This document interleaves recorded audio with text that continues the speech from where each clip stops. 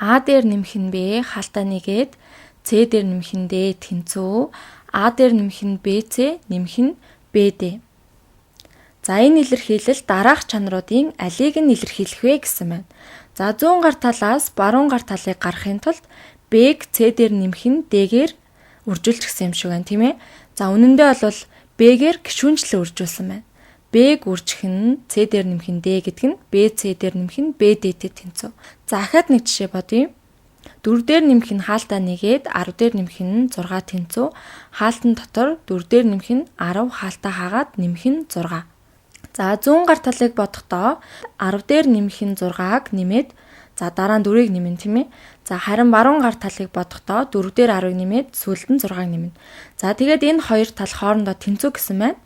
Бид эхлээд 10 ба 6-аг бүлэглээд дараа нь 4-ыг нэмж байна. Харин энэчээ 4 ба 10-ыг эхэлж бүлэглээд дараа нь 6-ыг нэмж байна. За тиймээс энэ бол нэмэх үйлдэлийг бүлэглэх чанар байна. За А дээр нэмэх нь Б тэнцүү, Б дээр нэмэх нь А илэрхийлэл дараах чанаруудын алийг илэрхийлэх вэ гэсэн байна. Тэгэхээр энд өгөгдснөөр ямар дараалалаар нэмэх нь хамаагүй байна. Энэ бол байр солих хууль юм аа. За өөр нэг жишээ. Баруун гар тал дахь дараах тэнцэтгэлүүдийн аль нь нэмэх үйлдэлийн бүлэглэх чанарыг илэрхийлж байна вэ? Бүлэглэх чанараас саная л да. Бүлэглэх чанар гэдэг маань тоонуудыг яаж бүлэглэн нэмэх нь хамаагүй гэсэн тийм чанар байгаа. Өөрөөр хэлэх юм бол бид нэмэх үйлдэлээ эхлээд 2 тоон дээр хийгээд дараа нь 3 дахьыг нэмж болно. Эсвэл 2 өөр тоог нийлж нэмээд дараа нь үлдсэнийг нэмж болно гэсэн үг. За энэ тэнцэтгэл харин зүүн гар талдаа Б дээр нь С-г эхэлж нэмнэ. Баруун гар талдаа А дээр Б-г эхэлж нэмнэ. Тэгээд энэ хоёр тал тэнцүү. За бид алийг нь ч бүлгэлсэн ялгаагүй Б дээр нэмэх нь С-г эхэлж бүлэглэх үү эсвэл А дээр нэмэх нь Б-г эхэлж бүлэглэх үү гэдэг нь ерөөсөө хамаагүй. За тийм учраас энэ нэмэх үйлдэлийн бүлэглэх чанар байна. За дараагийн жишээ. Баруун гар талын тэнцэтгэлүүдийн аль нь гишүүнчлэн үржүүлэх чанарыг илтгэж байна вэ? За бодъё.